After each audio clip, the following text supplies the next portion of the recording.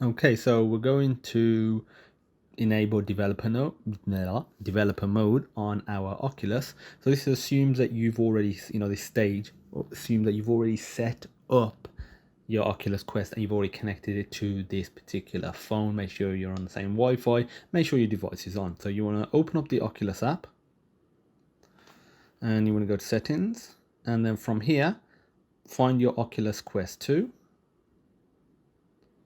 Click it, it will connect. Now, what you want to do is go to more settings. If that doesn't appear, just click the drop down, go to more settings. Now from here, this is optional only. This ain't optional. This won't necessarily be the case if you haven't got an unlock pattern. Go to unlock pattern.